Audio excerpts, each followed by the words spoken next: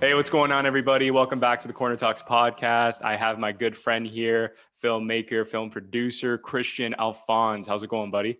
Doing well, man. How about yourself? How you doing? I'm doing well, just, taking it easy, staying creative like always, right? Just, hmm connecting with friends like you, seeing what they're up to. You're one of the original guests that I've had on, so I'm so excited to have you back and, have a conversation about what we always love to talk about, and that's film. Yeah, man. Happy to be back. And lots has been happening. Lots been happening, man. Like the market's going crazy. GameStop's going to the moon. NFTs are super popular. Everyone's trying to get into it. So very exciting time right now to be a digital artist. For those that don't know Christian, I love having these conversations because he gives a more practical business kind of perspective to filmmaking, and they're legitimate because I'm always joke around that I'm the creative person, where my hmm mind's always kind of like running 5 different miles, hmm and Christian kind of helps ground it and make me realize all these different things like NFTs and things to look out for, like the GameStop stock. And it's really nice to have a friend that has that business acumen, right? Has that financial perspective on how to manage their money and really what's going on with the trends in the market, because that's, I think, very important, and that's something that we're going to discuss in the filmmaking industry, because you've been keeping up with a lot of the trends, or basically what's going to be happening in the future. Yeah, man. Definitely try to keep up. At this point in time, I guess studios are finally waking up and realizing that like their assets that they have, can actually make them more money. So it would be quite interesting, especially with this NFT thing. This would be very interesting. Right, and we'll talk about that more because I'm genuinely curious about what that's all about. But yeah, so as filmmakers, we're always having that conversation together about the future of cinema, especially when you consider the strain the pandemic has caused on the industry. Yet there comes to mind something that could quite possibly change the way films are made. And you showed me this video on YouTube regarding the metaverse. Can you Mhm. walk us through what the metaverse is for those that have no idea what I'm talking about? Yes, man, definitely. So quite simple. The metaverse is a universe that exists outside of reality. So we all have seen Ready Player One.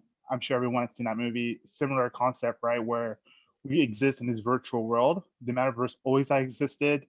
One big metaverse right now is Fortnite, in which you can play multiple characters. You can play as a character in Family Guy. Give you all these different things. And what's very interesting with Fortnite, because Fortnite has its own economy. There's its own little coins you can buy to buy unlockable characters and like dances. But what's very interesting as well now is that we're seeing artists going to Fortnite to perform concerts. So, Hmm. for instance, last year Travis Scott was in Fortnite, performing one of his biggest hits. So the metaverse is this whole idea or concept that the universe that we currently exist in exists other universes in which people can like network virtually. So it's gonna be very quite interesting. So the video I sent you was about a filmmaker. Uh, quite forgot his name. I don't know if you remember his name, but he worked with one of the major studios, and he spoke about how there is an innovation or evolution, I think, in film in which people can actually be present in their favorite movies. So if you think about virtual reality, right, we put in a headset. Now we can actually be in the film, and now we can actually interact with the characters, and we can create our own narratives within our own world. Right. What's very interesting now is Roblox IPO'd last week. I'm sure we've spoken about Roblox before. I don't know if the audience knows what Roblox is, but it's quite similar to the idea of Minecraft, in which young kids can make their own games in their own Hmm. worlds and they can play with their friends. I think it IPO'd for like $30 or $30 to $40. The price went to $60, if I remember correctly. So it's quite interesting. So interesting times right now. So metaverse is a different world in which people can interact, spend money, do different things. It's quite interesting. That's what a metaverse is, and I think filmmakers should be very excited. I think Daniel Govan-Levitz even said that games are not the future of cinema. I don't know Hmm. if you read that, if you've seen that article. Games, yeah. Well, I believe that. I had a podcast the other day about with my buddy about how it's just pushing the envelope and it's pushing the art form to something where it's competing probably now on a cinematic scope. Hmm. You have Last of Us, you have Uncharted that are now being adapted to the Hmm. screen, and they're not TV movies. These are like big budget. You know, you got HBO involved, right? Yeah. So it's very interesting to see it go that direction. And you play these video games, like I'm currently playing Uncharted Remastered, Hmm. and you see the thought and the love that these gamers put into, you know, the scope of these games, and really how it transcends from what we saw as 2D platforms to, Hmm. you know, immersive worlds and landscapes. And um, it's just quite exciting, really. And I wanted to get into the video that you sent me about the metaverse because George Bloom, who's a CBS digital executive, he was explaining how um, you can basically create and develop a movie all in the comfort of your home with Yes. technology. So that was the guy's name, right? George Bloom, right? Yeah, Yes. perfect. Yeah. So please elaborate on this, and what was it that struck you? Like, why did you need to send me this video? Because Man, because at a point in time, what's gonna be very interesting now is that people are gonna make their own narratives, and not follow the narratives that the writer has written for them. That's what made me so excited about this because now I can actually be part of the movie instead of being a spectator, which would be the correct word to use. And I can actually be active. I can actually make my own narratives, interact with it, and actually be completely immersed in the story, other than being a spectator. That's what got me so excited because I was like, "This is it. This is the ultimate game changer." Think about all the movies that are remastering and are remaking now. Think about yeah, if they can put in a metaverse in which you can actually be that character. So let's say for me, I love the Fast and Furious franchise. You yeah. know, And tell me I all the would time. love to be to Tokyo Drift. I Right. would love to be able to play as Han and just drifting around and being at my own garage and making like shitty business deals. Yeah, yeah, Imagine that possibility. So I think that's what it is because at this point in time, Hollywood is taking all their high concept films and they're just remaking them. So pretty I don't much. see Yeah, it. I don't see it being far fetched from them actually taking a love franchise and making a whole universe based on that franchise. yeah. I It's was I was Go ahead. currently watching. Yeah, I was just currently watching the Alien franchise, and I was reading, you know, how Disney, because they acquired 20th Century Fox, Mhm. and they're going to be making even more sequels to that. You know, expanding the universe, how they always do with movies. And back to what you were saying about that concept, where these studios are taking their most valuable IP, Mhm. and they're doing anything they can to make it worthwhile, make it profitable. And Yeah. with this metaverse, I can see that happening for sure. I can also see a lot of fan fiction, a lot Mhm. of fan films being made, but more, you know, gritty, authentic. You can buy into it, and it allows for creative expression. It allows for people to feel out the art form, Mhm. kind of like ourselves. Because, like you said, you love the Fast and Furious movies. I love Star Wars movies. Like, imagine the technology being so good where, you know, how we post things on Instagram or we post Mhm. things on TikTok. Look at TikTok. Even though people look at it as a, you know, childish app in some ways, the fact that you can edit a video, right, and add music to it. We have come so far in technology. Before, you would have to have the most complicated editing program, probably an Yeah. expertise in film. But the technology allows you to create such hilarious and sometimes very inspirational and creative videos on TikTok.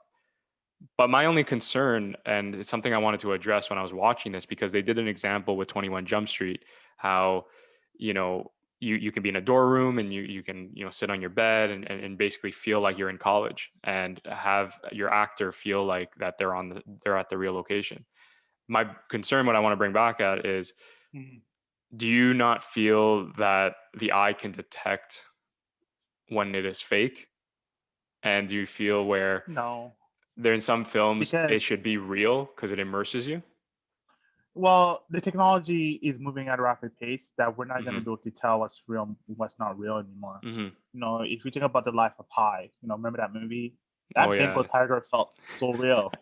Like, Yeah. Was he even in the ocean? Probably not, right? no, it wasn't. Probably a big green screen, Yeah, with a yeah. with a With a dummy. raft. Yeah. Yeah. So I don't think the audience is not going to be able to tell. But what's also very exciting too is now, upcoming filmmakers, emerging filmmakers or people that just want to get into filmmaking business can actually do it at a low cost because the technology is available. There's no big barriers. All you got to do is actually spend time to actually learn how to use the software. Hmm. But it's very exciting time. I see this as when the Super 8 millimeter films were available to the public. You Right. know, That's like the when Spielbergs and those guys were able to come up and make films themselves instead of having a studio backing them up. Right. exactly right. So Yeah. when the event of a video camera, Hmm. this is it. This is the next frontier. I'm very fascinated and very curious to know how people are gonna use it, especially these big studios, because at this point in time, they saw that there's a community and there's a lot of franchises, and they're just gonna squeeze as much as they can to get every dollar out of it. I Hmm. don't blame them, and that's a big thing. The Of community course. part, that's a big thing. There is an audience already there that's waiting for it. Yeah, so I wanted to mention though, because you talk about being profitable for filmmakers and studios alike. However, I remember in the pandemic especially when it first started, you were bringing up the concern of, in order to kind of last in the industry or in the foreseeable future, you would have to be a player in animation. Hmm Why did you make this strong statement, and why do you still stand by it with because animation? because animation, there's no cost of having like a big set. So let's think about an animated picture compared to like a live action. Right. Live action, like we have so many people on set. We have the grip guy, we have the AD, we have the other AD, we have the script supervisor, we have the cast, we have the extras, we have the catering. So there's lots of costs already involved in doing a live action picture, right? Because there's also regulations involved, there's unions involved. Compared to animation, all you need is a team of people that draws and redraws, a Right. director, the stars, and that's it. You don't have to worry about catering and food because they're already doing it in the studio. Right? You can already outsource that. So that's why I think animation is the future of film. But going back to the metaverse thing and what George Bloom explained beautifully is all these costs of having a live action something, Mhm. those costs don't exist anymore because why do I need a set designer when I can design the set by myself? I can just 3D map a room that I like Mhm. and just put that as a set. You But know, again, my biggest concern as a creative is, you can detect if it's fake because a lot of movies have not aged well. I think we can both agree on that. But you believe that the technology is going to be so advanced where the human eye won't be able to detect it. yeah, right. Because so think about Moore's law, right? Not as a Okay. new law based in quantum computing, but Moore's law, for people that don't know, is the idea that technology moves at a rapid pace that is exponential, right? Of course, certain movies don't last, but that's because they didn't execute very well. Right. One beautiful movie that always lasts all the time, is the Star Wars movies, but that's because they do good use of practical effects. Hmm. But I think Life of Pi is a movie that's gonna last very well because they blend beautifully practical effects and real life animation. So go ahead.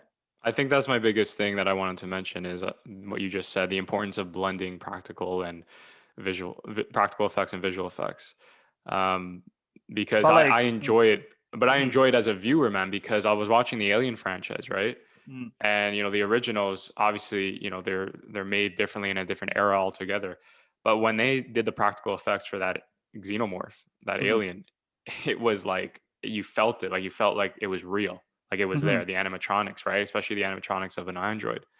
And I just feel like, with the newer ones like Prometheus and Alien Covenant, while they were, well done in their own way, and I enjoyed it. I know people have issues with them, but from visual effects standpoint, there were moments when it was like, I enjoy the practical effects of the older movies. That's what made it so terrifying, is you felt like this thing was real. mhm, Um, and the suspension of disbelief like is out the window.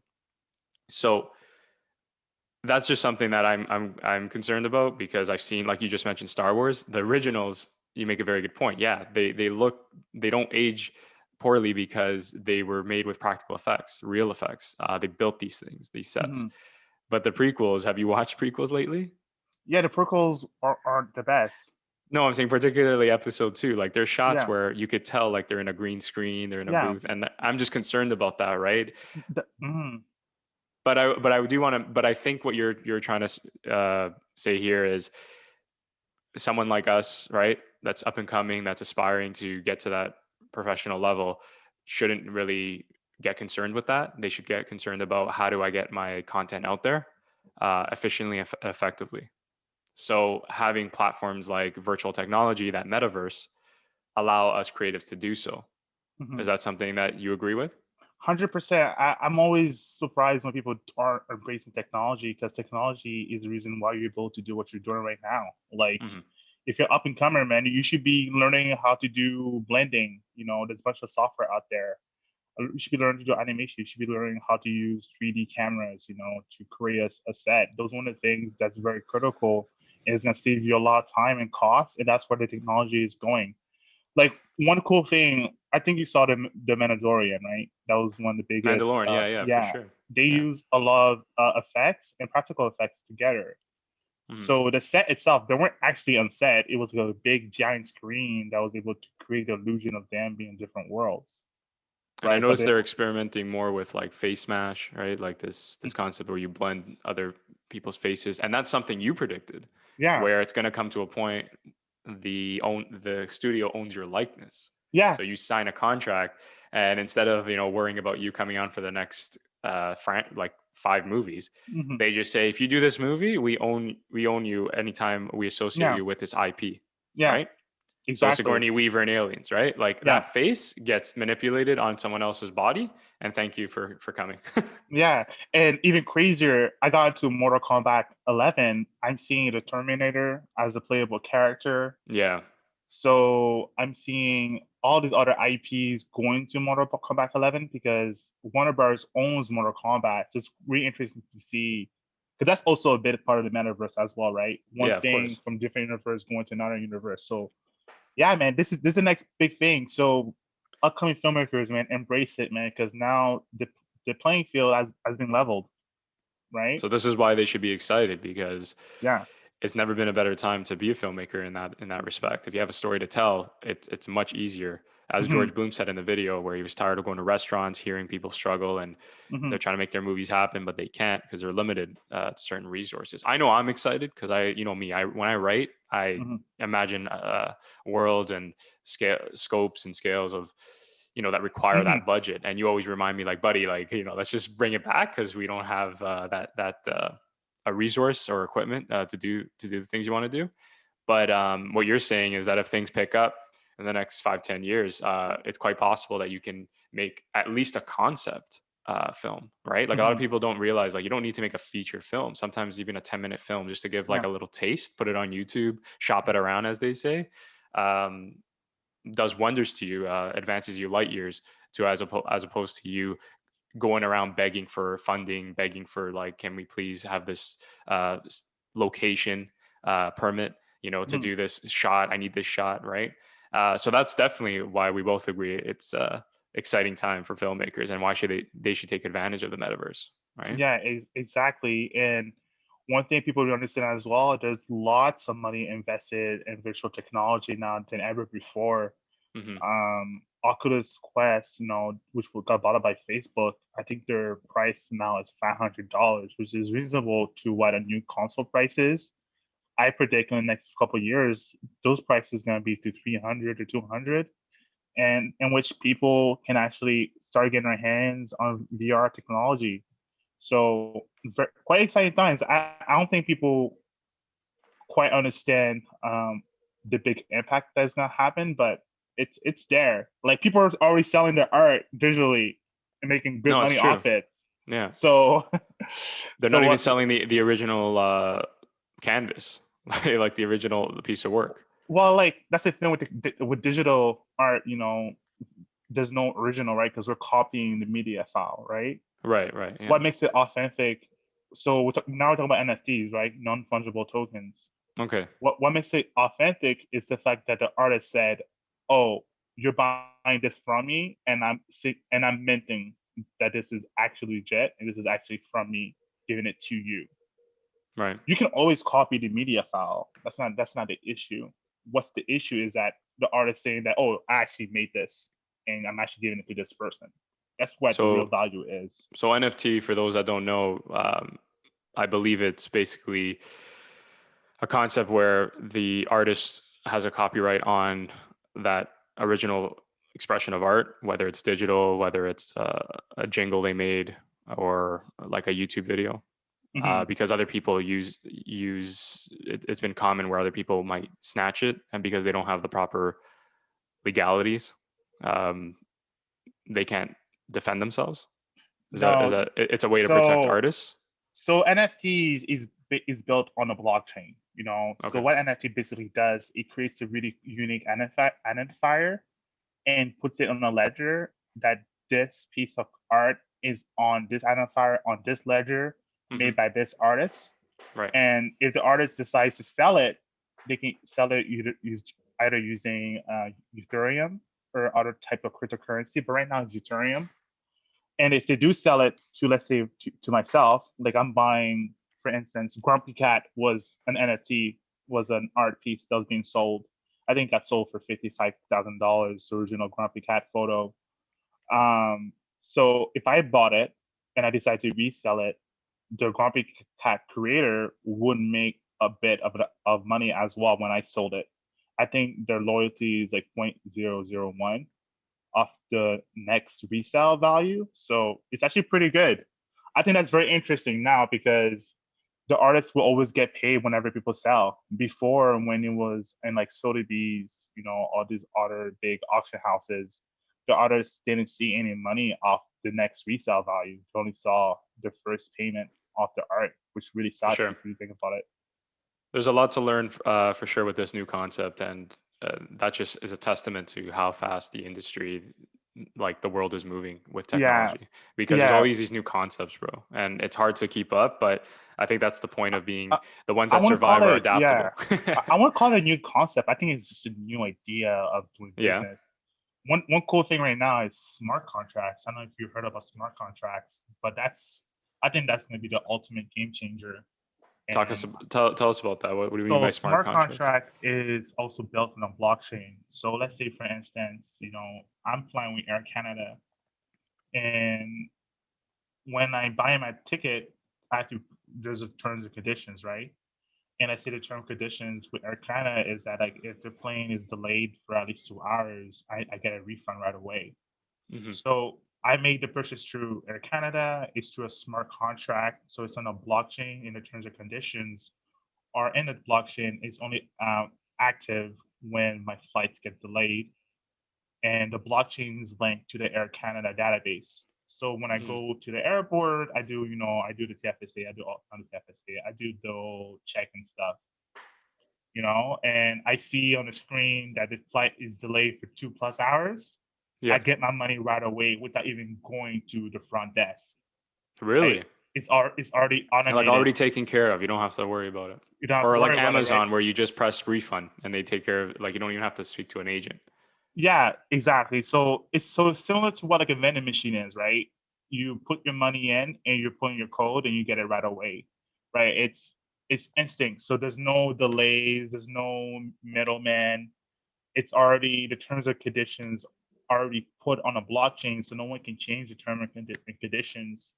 So the outcome will be instantaneous, which I think will be exciting. Because if you think about it, like getting a home or like doing a royalty deal with a major company, doing a smart contract means that, like, you don't have to go through certain hoops, like, oh, the money has to go to escrow, all that kind of stuff. It's like, hey, I like this house. If the person that does the safety checks says this house is good to go, you can get your money right away. I'm gonna get my money right away, and we can do that within like a day. No need to do it for a couple weeks. I think that's what's very exciting with a smart contract. It's just like Hmm. it's instant. There's no time to wait anymore, and both parties will be happy because it's about the terms and conditions already met already right away. If that makes sense for people, but I definitely recommend everyone to Yeah. do their research on smart contracts and on the blockchain. It's definitely game changing stuff because Yeah. that's happening right now with the voting processes. Mm. What do you mean? What do So you mean by that? What do you mean by that? So voting, when you vote, it's some votings are being done through the blockchain, right? Hmm. So, I vote for so and so. I'm voting for this person. Yep. That's my terms and conditions. As soon as I vote for that, no one can change that vote. No one can be like, Right. oh, this vote is going for this other person. No, I voted for this person itself. So it's very interesting. It's very interesting stuff. But all this technology, we're already seeing it being used. It just wasn't available to the Slowly general being public. integrated, right? Yeah. It wasn't like, I don't even like, because there's big community in there. That's the thing. Right. That's the thing. The world's huge, man. There's lots going on. It's No, hard for to sure, keep man. It track what's going on. it, Go it ahead. really is. But no, but I just want to say, like, what you were saying, where smart contracts, NFTs, there's nothing new about them. They're slowly being introduced. Like, they've always been Yeah, familiar. They're just slowly being integrated into, the major. our society, our economy, things like that. Like an example, what I remember from the Joe Rogan podcast, he was explaining how, cell phones have become, like, we become cyborgs in a way, because we're very dependent on these machines to keep Mhm. us functioning, keep us organized, keep us up to date, in touch with people that we care about. And it's not far from the truth. You know, that concept where Elon Musk is saying, like, putting a chip in the brain or Mhm. in your skin tissue, right? He's arguing, saying, it won't be that difficult to integrate it into society, because we're already dependent with our devices. And if this chip can even can exponentially make our lives better, you'll see the people in numbers and droves line up. Yeah. So, and that's because of years of being introduced, slowly being familiar with that idea, that dependency of technology. And, like, for me, I don't know what I'd do if my phone was, like, turned off. I have all Mhm. my contacts in there. I couldn't even set up this meeting because, Mhm. I have your cell phone, I have your email. And I think it's very important that people realize what's on the horizon, and Mhm. that it's okay if things are happening too fast, because that's the whole point. Is that Mhm. it's going to be like that with the advancements that we have in technology. Um, I do want to mention, though, with I know you talked about this many times, but for our viewers and also for me, because I really like to wrap my head around this whole thing about the platform Quibi. Speaking of Mhm. things moving too fast, and this one, I guess, didn't make it. What did the software provide users, and why did it fail, man? Man, well, that's a great question. I didn't use Quibi, but I had friends that used Quibi, Hmm. friends in the States. Basically, it was just quick bites of content.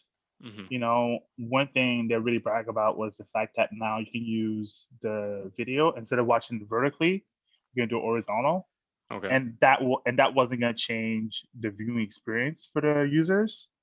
Reason why it fell is because they spent too much money too quick, and they didn't really show a concept, right? Prove a concept, right? You can have all these major artists, all these major actors, create their own content, but what it failed to realize is that these artists are competing against YouTubers, Hmm. musicians, because there's Spotify, there's Apple Music, TikTok. There's lots of there that are competing against, and all these things are also quick and short. So the So celebrities would use this platform to create their own original content, right? yeah, so like they pay celebrities to They create their pay own original. celebrities, right? And Yeah. some would be scripted, some would be like cinematic, because I've seen some clips. Mhm. But I think what you made a good point is they're competing with all these people that they fail to realize one detail. They don't have anyone they have to run by. These people that you see pumping out content on TikTok and YouTube, there's no barriers. There's no Yeah. creative roadblocks. There's no people that they have to sign a contract with. They just put whatever they want out there, and it goes viral for a reason, because it's authentic. It's Like, yeah, it's that and also easy to share. Quibi, you weren't able to share those content with your friends, and that's also a big oh, thing oh, too. because there's, again, back to the contracts of, the people involved wanted, they had to, like, require some sort of fee. Like Right? the people involved didn't want the users to share the content with other people. That was the biggest issue. Unless they paid a fee. Is that what I'm Unless they saying? paid exactly. Yeah, yeah, that's what I'm saying, right? Oh, okay, okay. Yeah, and you can't compete with someone on TikTok that's you know dancing to a song on her spare time. You know what I Yeah, mean? And yeah, sharing it for no cost. yeah. Like, oh yeah, so my this person's dancing really, really, really funny. Let me just send that to my Yeah. family members. They're gonna get a good crack at this. Exactly. Or that man with the feather tattoo on his head. Hmm. with the cranberry juice, Yeah, ocean spray. Ocean You Spray. know, Yeah, that video would have never been made on Quibi no, because no people don't whatsoever. realize that with creativity, you can't plan it too much. Sometimes it just has to be in the moment, you know? Yeah. Also, too, man, and I think this is going to be a big. I don't think it's going to be a big shocker statement to say, but it is an important statement to say. No one cares about celebrities anymore. Yeah. No, no, it's no It's people. Let's be honest, people still do in a way because, or else they wouldn't be able to, buy this now, sponsor this. But I know what you mean by it's change the game because anyone can really prove that they can make social media content and things can go viral. I think it's a matter of how relevant can you stay, and the let. ones that are smart, right?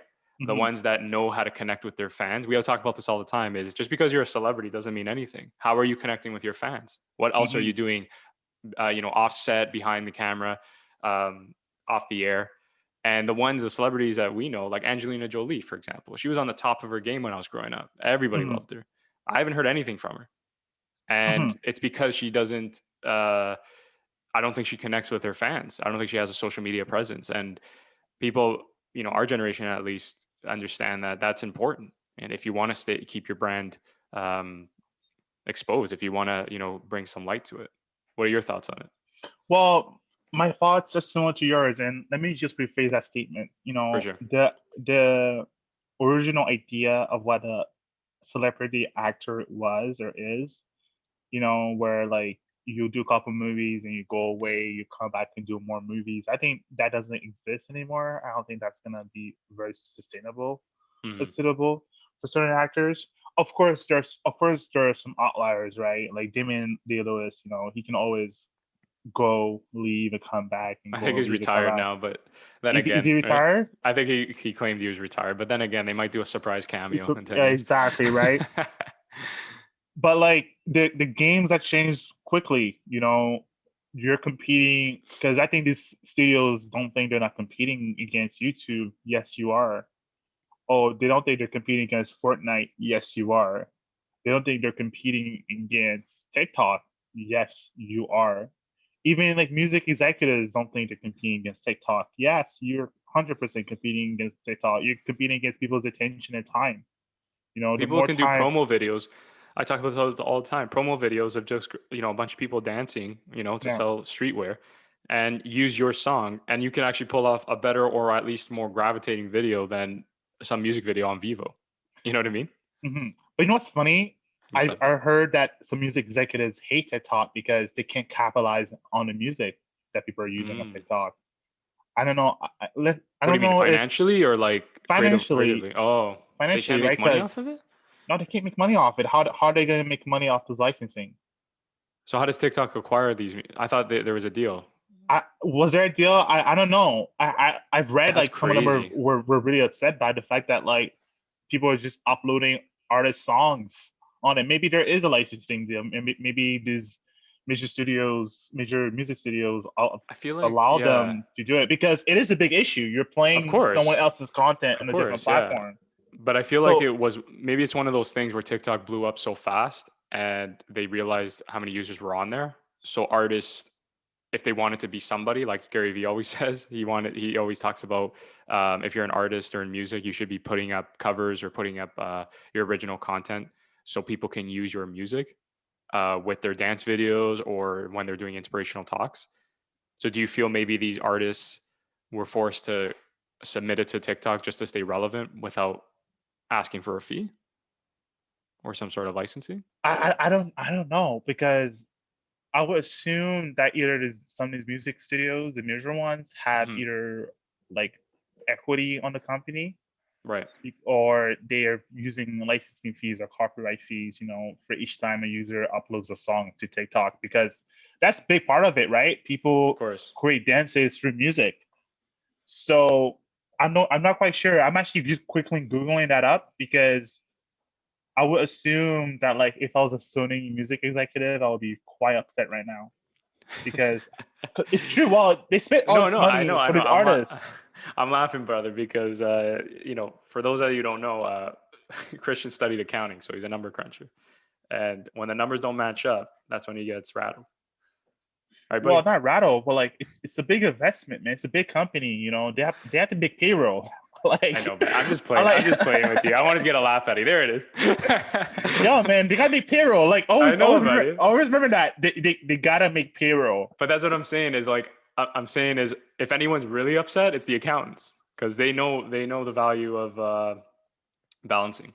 And See, okay, there we go. It says right here on TechCrunch, released on November 2nd of 2020. TikTok announced this morning it has signed a new licensing agreement with Sony Music Entertainment that would allow short form video apps to continue to offer songs from Sony music artists for use by creators on its platform. Now that makes sense. 100% that makes sense. yeah, But sometimes some artists, who play their music, which is so funny. I don't know if you see this, but hip hop artists do that often. They'll play some of their music on Instagram Live, and that gets quickly taken down. yeah, that's actually that I know I heard of that. That's actually funny, but it makes Yo, sense, right? Because the algorithm doesn't know who you are, but they doesn't should know. do it in a Yeah, way where, yeah, that's not that's embarrassing. Yeah, for sure, man. yeah, man. So quite interesting world we live in, man. Very Instagram's been interesting. cracking down a lot, man. Not just for music. Like they've been taking down like provocative photos or like you hear it all the time. Like people's accounts are getting banned for certain posts. Like Shadow a ban. comedian I follow, yeah, a comedian I follow is like something he Is it, posted that, is it yeah, Andrew something. Schultz? No, no, no. But he's another one that's hilarious. You follow him, right? Like you Yeah, seen some man. of his stuff, I, yeah. I think Andrew Schultz. I think he knows what he's doing, and he's He very smart. capitalized on it, bro. Yeah, He's very smart. He's very smart. Like I don't think yeah. people realize how smart of a guy he is. hmm No, he his story is friend of Joe Rogan there, where and Joe Rogan commends him for this, the fact that he had this studio space and he was building up like a little set, and apparently the pandemic hit, and instead of him like wallowing in pity, like he didn't know what to do, or because Like, stand-ups were all closed, right? Because that was his thing, that's their mhm, thing, right? That the studio space really was for podcasting, he mhm. explained, or like having people over shooting the shit, and he basically used it as a way to just put out original content, Yeah, like nonstop skits and impressions and podcasts too, right? And yeah, he blew up that way, and he's doing very well for himself. I think he even yeah, created a Netflix special in 2020. yeah. And, That's how and think fast of it grew, right? Yeah. and think about the business side of things, right? The upfront cost. What was it? Building a studio Yeah, space. nothing. And even That's for him, like because yeah, that's not too expensive yeah, a few if you really thousand. think Yeah, about I it. can't see Yeah, it being that much. It's not like, and when we say studio space, we're not talking Warner Brothers. We're talking like a room, so like a room, like you rent with it out. soundproof walls or Yeah. something. Yeah, something like, yeah, something. And that's that. I'm glad you said that. See how you're like, what kind of investment was that? There's a lot of people I don't know understand is, you know, they need to invest in their brand and they need to Yeah. invest in the reach of that brand. Like a lot of people I see, like posting videos and about their music or about something that you're trying to promote, and I'm saying to myself, why don't you hire someone that can maybe help you, or Mm, curate something that is more to your brand or your liking? Because you and I discuss this all the time. What you see on social media is a reflection of you, as an yeah. extension of your creativity, extension Mm, of what you can offer. And if it doesn't match, the best of your ability or what you can do, like you should be investing into your brand. You should be hiring someone. Like if you need yeah. a podcast design for an artwork, Yeah. don't do it by yourself. You know what I mean? Yeah. Hire a graphic designer or a website. If you really can't figure it out, it's okay. Hire the web designer. Okay, so Yeah. what if it costs a few hundred? It'll look good. And it's the long-term investment that will give you the rewards, the ROI, return on Man, investment, right? it's that's the thing, yo. That's the thing people don't get, man. There's a cost to play the game. Yeah, no, but I'm saying is It's that it, there's it's people I know yeah. that have money, and I'm saying is, what's a few hundred, or to make They, a good looking like video or a yeah. podcast or with the sound or whatever. Just spend a little bit, and Mhm. you can see how far you can go with it, right? Yeah. So that's just something I believe in. 100%. And do what you said. It's either you're spending money or you're spending time. I'd rather spend money than spend my time because my time is so limited.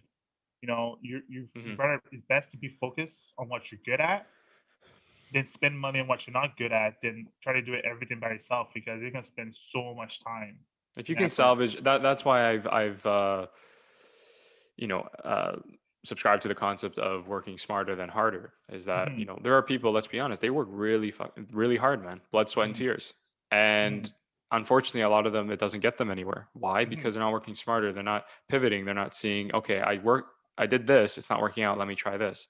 mhm, You can do the same thing over and over again. I believe Einstein said this, and expect different results, but it's insanity. You have to mhm, change it up and you have to mhm, try new ways. And as creatives, I'm not like myself, I'm not perfect. I'm mhm, always learning new ways and new things uh, to better present my material.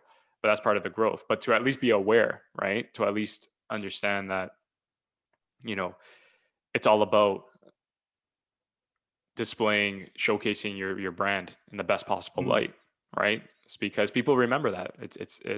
Stays with them. So I just want to say before we go, what should filmmakers uh, be doing right now to optimize their chances of brand exposure and consumer reach? That's a good question. If I was a filmmaker, man, I'll just like if I was like very focusing, like this is it. I'll just be making shorts after shorts after shorts after shorts and just releasing on all the platforms: TikTok, YouTube, Right. Instagram, Facebook. I heard Facebook video is also a really good way of like increasing exposure because the Right. algorithm actually works in benefits. That's what I'll be doing. I don't know why people don't. I don't know why people are so not doing that. Because everyone's trying to do this big thing. I'm gonna work on this big project, and this big project is gonna get me there. It's gonna get me here. It's like, man, you might as well just work on 20 different things, 20 short things. You'll learn a lot more that For way, sure. and you're not gonna go in major debt, for doing this one Well, picture. a big thing, yeah, a big thing for me is like even if it's not short films, what I've come to realize, because again, the circumstances, you don't know everybody's situation. Mhm, Um, Find other ways, be creative that you can bring exposure to your brand. mhm, So again, I'm not perfect, but what I've been doing is instead of based on the circumstances, making short films because I have some things lined up, but circumstances where I'm living, things were locked down for a while. In the meantime, I started these vlogs and I started yeah. these podcasts because I love doing it. I love talking. I love expressing my ideas and catching up with friends and colleagues. And I think a lot of people like yourself, Christian, can share insights on things people don't really know about or are interested in learning more or curious, right? Mhm, But that's helped me so far, the little that I've done since last December, and slowly be introducing myself to more and more people, whether it's in the industry, whether it's in industries that I have no involvement in, but they share the same passion to create. It can really expand your network. And that's something that I would advise filmmakers to do, or any creative really for that matter, is don't be so narrow minded. It doesn't have to be in your field particularly. You can expand into a new hobby, right? Like yeah. maybe you really like to No, sing. Like, why are you laughing? What's up? I'm laughing because you're speaking the truth, but they're not gonna listen to you, man. They have this dream and vision in their head of how things should go. Like, no, man. Like, come The real on. ones, no, no, no. Like, The come real ones, on. We bro. gotta be honest. Bro. Like, I'm an optimistic person. I think the real ones listening will learn from this. no, But I man. know Yeah, what I'm you mean. sure. Like, You know what it is, man. It's the courage to just to fail. accept. Yeah, the courage to fail, really. Because I fail all the time. Christian knows Yeah, it. Christian will I message fail me. too. Well, I'm not Yeah, perfect as well. I'll Yo. message Christian too, and I'll be like, "Bro, what are you doing?" Yeah. No, we're all. It's all in good fun. But the reason why we keep going is because when you do make something that resonates, when you do make something that makes you feel fulfilled, there's no better feeling in the world. But in order to get there, you have to Man. fall. I'm falling every day, guys. I never want you guys to feel when I speak that I'm doing better than you, because there are days, Christian knows because he's a good friend, Yeah. where sometimes I'm like, Christian, I don't know what I'm doing. I think I might, Yeah. quit this right now. Yeah. But you you once said it on a podcast. I was editing because we done many podcasts before together. Uh, it's okay to have a bad day, Yeah. and it's okay to have a bad week, and it's Mhm. okay to have a bad month. The question is are you going to get up? Are you going to Yeah. wake up after that, right? Are you going to Mhm. realize what you did wrong? Or are you just going to not be so hard on yourself? That's something that Yeah. I got to take into account, is not being so hard. And I think I just want to, yeah, make that clear is, if you're struggling right now to create, it doesn't have to be something so grand. It doesn't have to be a YouTube video, TikTok video. Yeah. It could just be something as drawing, like something I took up with drawing. there are so many talented artists out there. There are so many Hmm. artists that are so much better. They can replicate Christian's face, Hmm. exactly. But the fact that I do something creatively or find a new outlet, that's something I would encourage you, if you're listening, is find something to do. Find something that you're producing more than you're consuming. Man. And I feel like a lot of people are in a dark place because they're not doing that. That would Hmm. make sense, right? It makes sense. You know what? M. Night Shyamalan had this great interview with Guy Raz, who hosted this podcast called How I Built This. Hmm. And one of the great key points in that interview, because I was listening to it, I was like, he said that one of the biggest reasons why he thinks a lot up and coming filmmakers are struggling is that like is the need to think that they need to be perfect right away. Hmm. Because he said when he started out, he was just imitating his idols. Yep. So he would do a movie that like a Spielberg would do, and he would imitate that scene. Hmm. And he doesn't even have the idea of like selling the movie right away. He just has the idea that scene that he really like. He wants to do it, and that's how he started, and that's why he kept on doing it. And each time he released a movie, he always felt like that's the last movie they're gonna make him do. Like no one's gonna give him more money to make any other movie. Like he might as well just have fun with it. And what I was very curious about that teaching is one, he was present in the moment and understanding like, look, I'm just doing this for now. If it fails, it fails, but at least I'm having fun doing it. That's another key point. And I love the fact that you said that. One cool thing, I think, have you seen The Last Dance by Michael Jordan, Yeah, I the wanted to talk to you documentary? about that. Yeah, I just recently watched it. I took breaks. Man, Yeah, but beautiful, beautiful. man, Tell us about your thoughts. man, I think it's one of the documentaries I've been rewatching. I find myself always rewatching the last 10 minutes of Nice, episode nice. 9 and the Oh first yeah, for 20 sure. minutes of episode 10. Do you remember that part Yeah, where it's like episode Michael 9. Jordan? Yeah, it's him and Gus. Gus was his bodyguard at the time, Right. and his reporter, and Michael Jordan was getting ready for this last game against the Indiana Pacers, and he was game 7. It Hmm. was the 96 and 90 was the 96 and 97 Bulls run, and the reporter told him it's just straight face, so binary. Some can and some can't. I don't remember that scene, There was something about man. the I scene that I think those. remember. The scene that I remember before it went to black, in episode 9 is he was getting emotional, because they were like, "Are you a nice guy?" And then he was like, "Listen," he's like, "People don't realize what it takes to win, and if Yeah, that means stepping on a few toes, so be it. good, yeah, But this is who I am, and if you yeah, can't handle it, then I don't know what to tell you." But but it wasn't like he was saying it like an F you, like, yeah, like I'm tired of this. He was getting emotional because you just realize that no one wants to be the badass, like the yeah. bad guy. I mean, no one wants to be a piece of shit. Someone But has he to be. had to be that way. He had to ridicule his team because he had to toughen them up mentally and physically so they can take on any opponent. And Hmm. that's how he was able to get the Bulls to where they are and leave behind a legacy. Yeah, but I love that point. But the point I was trying to make is life sometimes is very binary, man. Like some Yeah. people can, some people can't. That's just the way it is. But I love the And documentary. I love the documentary because it showcases back to what we were saying is everyone has this notion that people, the celebrities especially, they never have a bad day. Every no, day's a good day. This no. guy was going. I had no idea his father was kidnapped and murdered. Like that's Mm, insane. yeah, Like I didn't know that. And that celebrity or not, he's human, yeah. and that took a huge toll on his Big game. toll. The fact that he was able to focus, but it took him a while. They said, and he even I think had to retire, right, and turn Hmm. into baseball just to Get deal with away. his mental health and yeah, get away and figure out his stuff. And he went through the pressures of like performing. And that's what I love. What he said is that people think people want to be the best and whatever, but they don't realize is that you don't become the best and you stay at the best. You Yeah, have to. There's more work involved to remain at that level, there's a and cost that's to the it. pressure. Yeah, that's the pressure. And you as like let's say a Michael Jordan fan, or me as a Tarantino fan, next movie he makes, it's like I expect the best of the best, right? And these filmmakers, these athletes go into it knowing that they are being judged, they are being looked at. A lot of them can't handle the Yeah, pressure, which is why they spiral out of control. And the ones that stick around, I think it's because they're so authentic to the craft. It wasn't about the fame, it was about the craft itself. that they never let those ideas deter them, those Yeah. ideas of judgment.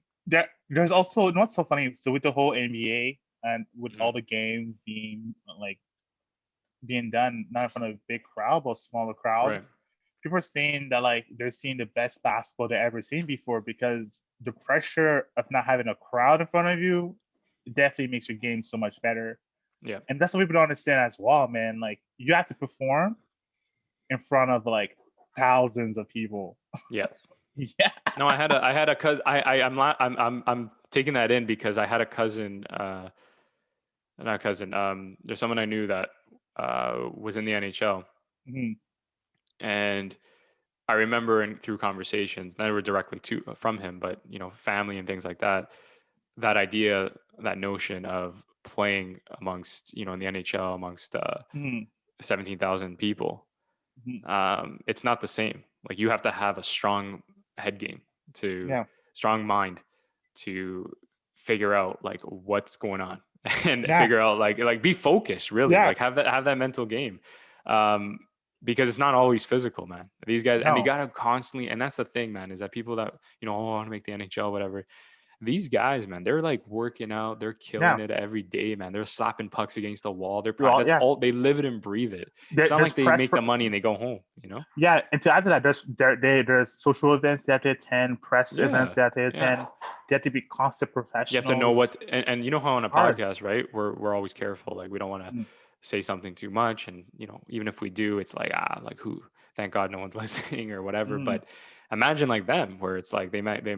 accidentally say something like, yeah, that coach pissed me off, like because they're angry in the moment. That'll hurt them, right? In a way. You saw what happened to that Miami Heat player, right? I forgot his name, like Laren Mayer or something. Is He that when said the something. pandemic started? No, that happened a couple Oh, weeks ago. He said oh, something what happened? very anti-Semitic while playing a video Oh game. I think it was, yeah. and of course there was like a big like he shouldn't have said what he said. Like that was very dumb of him to say shit like that. You gotta be very careful nowadays, man. Not be You gotta careful. know. Like come on, man. Who has that type of thinking? But anyways, people are No, no, no. But I'm listening. saying is no. But that's what I'm saying is you have to be conscientious. And first of all, you shouldn't be saying any of that. But you No, also you also like should be smart enough to know ridiculous. that, you know what I mean. You don't talk that way, especially being recorded. Mhm. Like, did he know he was live or on? What was he doing? No, he knew Twitch? he was live. He was Yeah. Then frustrated he's in the yeah. moment because That it's that's not what right. happens Yeah. when you're playing COD. You get Yeah. Yeah. frustrated, you know. Like But again, it's a responsibility when you're at that it level. is. Like Joe Rogan, he was explaining it. He's like, listen, before, as much as I want to say I want to shoot this shit and whatever, I didn't realize the gravity of the situation. There are so many millions of people tuning in, listening in, depending on Yeah. what I say, that I can't. I gotta not make it sound like it's stupid. I can't say stupid shit just because I want to say stupid shit. I have to. I'm not always gonna be right, but I gotta speak as professionally as I can, while getting the points across. Right. Yeah, because that's why I said, man, there's a cost. There's a There's a cost to that, cost. right? There's With a great cost. power comes great responsibility, bro. Yeah. I know you're a Spidey guy. Yeah, man. Love time, man. Can't wait for the next one. But yeah, Yeah. man, there's a cost to everything. I don't think people understand that. And whenever I hear people that have big ambitions and becoming like a celebrity, either an actor or influencer, I'm back in my head, I'm like thinking to myself, this person doesn't understand the cost that it takes. Well, that's something They you tell me, right? When I'm like pursuing, mm, my thing is I'm pursuing that level, right? And you're the first person to probably tell me that if I were to get there, you would say, hey, like you got to be very careful, like how you talk, and yeah, make sure that you walk a straight line to some respect while being true to your craft, but you know, not because eyes are going to be watching you. Everyone's going to be watching you, yeah. right? And another thing too, you gotta pick a side. You can't be in the middle sometimes. That's right. Yeah, you You have to gotta pick pick a a side. Like side. if you believe in something, you got to just stand by it. Yeah, big Like Tom time. Cruise on Yeah. set. He believed that was make it or break it. Like that movie needed to be made, and those people weren't following suit. So he said, "I'm taking the side of that producer, where it's like you guys aren't showing up to work. F you guys." F you guys. So like, oh yeah, so I haven't read anything. I'm hoping they finish shooting that movie. I think Yeah. it was Mission was it 6 or was it 7? Was it 8? I don't know, man. They've been I making don't know, so man. much, so See, much you see, content. that's a universe I would love to be in. Like, I would love to be able to play that, to be in that universe. The amount Oh, of Mission Impossible awesome 7. Yeah, yeah, they man. just it's good because they just keep making bangers Yeah, with Mission Impossible. They great make live so, action, practical stunts, like real live, legit but stunts it's that even he's doing. smart. Like you watch it and you're like, okay, there's some intelligence behind this, you know? Great franchise. Fast and Furious, I love it, but it is a guilty pleasure, right? You got to Oh, have fun with it. yeah, man. I'm not coming in there trying to get the Yo, meaning of Fast life. 9, bro. Fast 9. Are we watching this or what? Yeah, man. All I all know. I want is my boy The Rock to become president, man. I know. I'm just kidding now. What? Yeah, I know people are pushing for that, no joke. No joke, But man. hold on, before we go, I want to ask you, the Fast and Furious, you're okay to watch that on Netflix? Like on a screen? Yeah, man. Oh, Look, okay. Bro, why those movies should be in IMAX, man. You know this. they should be in IMAX, but it's not like it's gonna ruin my movie experience. Look. Here's the thing, man.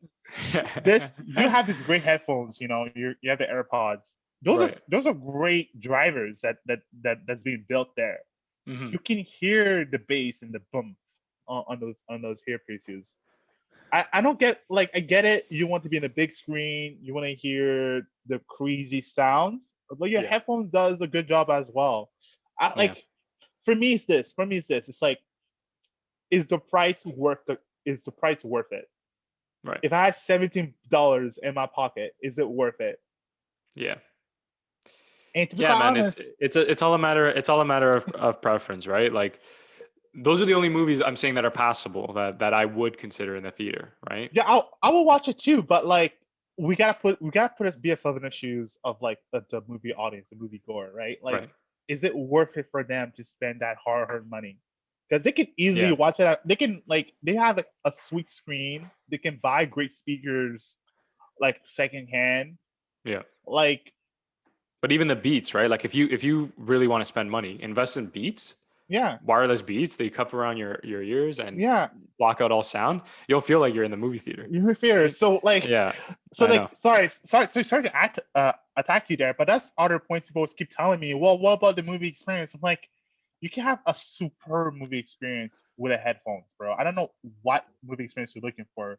Do you actually want to be, like, splashed on the screen? Like, I Oh, don't get. I'm not denying that. I think it's I will stand by it with the movie theater though. Is there's something about being in that dark room and like I think it's just because it goes back to nostalgia, right? Like it goes Is back it to a okay? sentimentality, right? That's all it is really. But there is something for me. Like I enjoy for me, man, like a big blockbuster or a comedy. I enjoy watching it with a crowd, believe it or not. I know some people are Yeah, against that okay. because people are I get the making noise. comedy part, because, like, Right. some parts that are funny. It's funny to laugh Make with it a even big crowd. funnier, bro. Yeah. Yeah. But I'm saying even an action movie, like just to be like hearing people clap or just getting that raw emotion. I don't know. There's something about watching it by yourself. Like I don't know. I was watching. I remember like Star Wars movies, like people gasping, and it just adds another layer to it. And maybe because Yeah. I thrive on that because I'm a storyteller, man. I Hmm. thrive on it, right? So Yeah. either way, I'm not denying for sure that the experience can be replicated for sure. But Um, but here's invest the in a big thing. TV. But that's also interesting, right? Because a movie we have to watch with a crowd, but playing a video game we can play by ourselves. That is very true, actually. Yeah. So I don't get that, right? Because we're already playing And a we don't game by even want, and ourselves. then we don't even, if you think about it, watch the whole story in one sitting. Yeah. That's what's surreal to me. Like Uncharted, think about it. Yeah. It's written. They have a script. It's written Yeah. like a movie. But I've died so many times. There's so many things I've gotten in the way. I don't play video games like 8 hours straight or every day. Mhm. That is. So finishing like a story that would last an hour and a half, 2 hours on the screen, is taking me 2 months to play. Yeah. But for some reason, when I finish it, I still understand what happened and I remember all the things that happened in the story. Yeah. Because you're an active participant on it. Yeah, that's the thing. And that's what I wish I was playing. Like I said, I was watching Alien and they got to invest in that where the technology is so cheap that you can make a video game on basically anything that people love, you know, Yeah. like playing as Yeah. a xenomorph and running around a ship and like just giving you that feel. Cause like you said, video games puts it on a different level. You're actually a participant in the movie, in the universe, right? Like who doesn't want to play as Iron Man? Yeah. 100%. And Anyway. I would love to be Tony Stark. Are you kidding me? That's what I'm Like, it'd be saying, so much man. Like fun. flying around Eh, and doing missions and stuff. Yeah, Like instead of a Spider-Man game, let's make an Iron Man game. Come on, yeah, man, that'd be we got the great. market for it. I don't understand. Yeah, and it's and now let's talk a bit about Twitch because now we're on this little weird thing. Because I'm very curious to know what you think of this. Okay. Do you find it bizarre that people actually watch other people play games? No, because I was a person that did that. I find it bizarre maybe as the older you get because it's kind of like, what are you doing? Like I would do it in my teenage years because I was addicted to COD and I loved seeing people online how they play Call of Duty. And I don't know. For me, the farthest I would go is because now I'm more into the narrative experience, like video games that have a story to them. Is I would watch on YouTube the cutscenes, Hmm. but I don't know why I would watch someone play the video game, if that makes sense. Do you know what I mean? Like unless it's like a multiplayer online game, like Fortnite, I understand because you want to see like how good a guy is. Sometimes it's even entertaining how they talk shit online. But again, I've grown out of that. That's why I believe I'm biased, right? I believe it's suitable for a different audience. I can't see someone our age. Like, can you see yourself sitting on YouTube watching other people play video games? So I personally can't see myself doing that, but like I know friends who just spend times watching Twitch channels of people playing games, and they just find it calming, and that's what's so interesting But it's about not yeah, but it's not for everyone. That's what I'm saying. Like something that I like is very different to your friend and something vice versa, right? Mhm. But what were you gonna say? Sorry.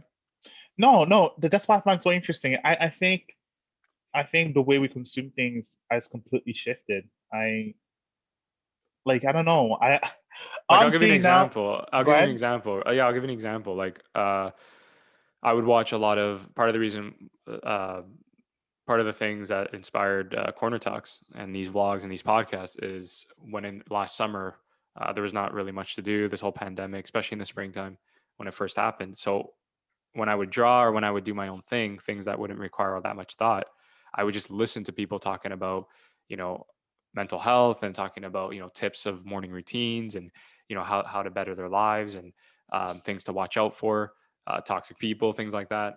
And I have someone like my sister that was like, "What are you watching?" She's like, "People listen to that? Like, you're going to listen to a 20-minute video about that?" And I said, "Yeah." And I thought I was weird about it. But then I realized, holy shit, this person has 500,000 subscribers. That's the thing, is that this video is not for someone like my sister that is thinking about that. Her head's not there, right? This is for people like me that are interested in what people have to say about mental health or people or whatever. And in 20 years, if I'm not interested anymore, I'll find another piece of content. And that's why, you always encourage me. And something I have to remind myself is, as long as you're trying your best, as long as you're putting good intentions and you're keeping consistent, right? That's something that you always remind me. It's the consistency. That's the You that's really the hardest can't part. exactly. And I've been trying, and you know me, man. I almost burnt out this week because that's Yeah. how consistent I've been trying to be. What I realized is that there's nothing more you can do. Like the people that are meant to watch your content, the people that enjoy what you have to say will find you if they Yeah. find you, right? But you can't control that. These Mhm. people like, how many times I get emails like increase your SEO, your performance and Mhm. your analytics. We can tell you what you're doing here and what you're doing. That's great and all, but YouTube can do that for me for free. I don't Yeah. know why I have to hire someone, whatever, and put all this money. People are saying promote your content. I've done promotions and content, and it has Mhm. helped because I met like a contact or two. But man, it's expensive. And for someone like me, where it's like, you know what? How about you just put out content Oh, and people will find you? You know what I yeah. mean? Like, and do it on all platforms, but keeping consistent. The people that spend thousands of dollars so their content can be seen. I want it to be in a more organic perspective where people are gravitated to the content because they're enjoying what they see, not because it's forced upon them. Does that make Mhm. sense? Yeah, that makes 100% sense. Yeah, man, like there's nothing else I can say to that. That makes hundred No, percent great. sense. But like, comes back to it, man. People have fear. They don't want to fail. They want to be perfect I right think away. it's a big I think it's a big thing is that embracing the Biggest thing. fear, the vulnerability, I always say, and the consistency. Because I'm guilty of this. I would post Man, something and expect, because TikTok, you post something like, "Oh, I heard the organic reach is insane." When I would first post my videos, bro, I would get like 20 views, like of my corner talks. Now I'm yeah, averaging about 300-400, which I'm pretty happy, and it's steadily increased. But it's because I've posted. I've not missed one day. I posted yeah, every single day, yep, and that speaks to anyone that is, finding the courage to post on TikTok. Just remember, if you do it every day, just once a day, even push for 2 times, but just once, Mhm. you'll slowly start to see a steady Man, growth. As long as you have good intentions, as long as your content is really trying to entertain or inspire. Anyway, we're gonna keep doing more of these conversations. Stay tuned. Christian, thank you again for joining the podcast. If you have anything to say before we leave. no, no, thanks for having me on, man. And Perfect. people, like, know who you are, tell people who you are, and tell people what you want unapologetically. Like, just be upfront and direct, people. Exactly. You're gonna go far in life. You'd be surprised how far you can go in life. Exactly. So on that note, take care, everybody, and we'll talk soon.